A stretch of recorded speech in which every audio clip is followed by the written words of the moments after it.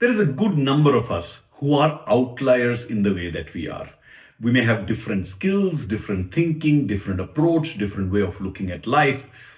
And that difference is a beautiful uniqueness. It doesn't have to be quirky. So my call out to you: be different, but do not be difficult. Because what I've also seen is that many times people who know that they are different, or who are told that they're different, they also take on a little bit of a rebel's cause. They wear it on their shoulder that I'm a black sheep, I am different, I'm a cult in myself, etc., etc., etc. And highly likely a good 80-90% of these people who are different also have a chance that they may end up becoming difficult because others are not accepting them. Also, what can happen is, when they see that kind of a lack of acceptance from others, when others don't welcome them immediately, they don't work hard at it. They start creating a challenge. So they forget that their uniqueness is a value, their uniqueness can add value. They start isolating themselves. And in their isolation, they start attacking others. Remember this: true difference and true distinctions and true value lies in offering your fresh perspective while remaining likable. You have to be likable so that you are successful. You have to be approachable. You have to be adaptable. You have to be solution oriented. People have to learn to work with you in different areas of your life. Your family has to like you. You have to be easy to live with. You have to be easy to live within an organization, within your society, within your friend circle. There's no point of getting ahead without others connected to you. You have to get ahead along with others. Remember this: you may not have to take everyone along. You don't have to be a mass leader all the time, but you cannot also do that in isolation or just with your coterie of all the yes men and women.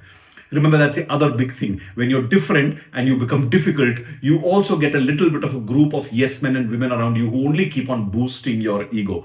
None of that is going to help you. It is only going to make you a rebel and sideline you. So what do? You need to remember, like I said, to be likable, approachable, adaptable, and solution oriented in the way you work. So, number one, always look at the difference that you're offering to the world and offer value. Don't just offer unnecessary rebellion. Don't point a finger here. Don't say that I see this better than you. Don't say that, I can figure this out better than you. Don't say that, how could you not see this? These are things that people who are sharper, better, who see things differently tell people. Visionaries do this. People who are detail oriented do this. So stop doing that. Stop pointing a finger. Stop being judgmental. Stop being critical of others. Offer value. Offer something that will help the other person instead of all this unnecessary rebellion and criticism. What you should do is really focus on co-creation and not just standing out. Yeah, that's the other thing that happens. People who think they're different in their need to be acknowledged, they try to stand out. They try to portray as if they are larger than life or very different, dress differently, appear differently, grow their hair differently, use makeup that's different, use language that's different, use expressions that are different. None of that is going to help. If there is a formal occasion, you need to be able to fit in. If there is an informal occasion, you need to be able to fit in. If there is a friendly gathering, you need to be able to fit in.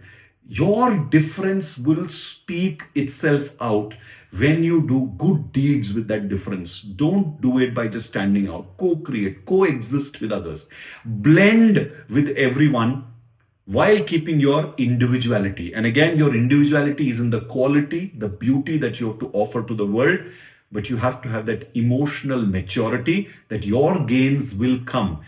Your difference is going to get you results when it's going to get you results, when it's your time to get results, when you have done enough things with that difference that you have from others, it will get you results. It has to mature, it has to ripen like a fruit on a tree. And that's where you have to ensure you continue to contribute for a significant period of time without feeling like a victim. You cannot say that I offered something and you to get returns immediately.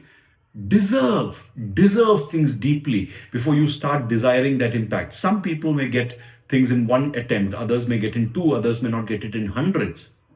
Remember Colonel Sanders' story, and how before he had the success with KFC, he had to make hundreds of thousands of pitches before somebody accepted his story and somebody accepted his chicken recipe.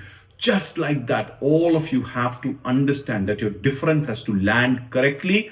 So balance your self-expression, working with others together. Be an enabler of progress. Don't be a blocker. Don't be a consensus. Don't be a blocker of consensus. Be a consensus developer. Here's something you need to remember. If you think you're really so valuable, if you think you're really so good, if you think you're really so different than others, help others win. You should be able to do it much better than others are. If you think you are better than others, above others, help them win. That will make them recognize you for your difference, not by you being in their face and rubbing the fact in that you're better than them. Have that emotional maturity and grounding. Let go of your ego, hold on to your uniqueness. Let go of your rebellion, hold on to and offer value to others. Make the world a better place with your difference. Don't be difficult.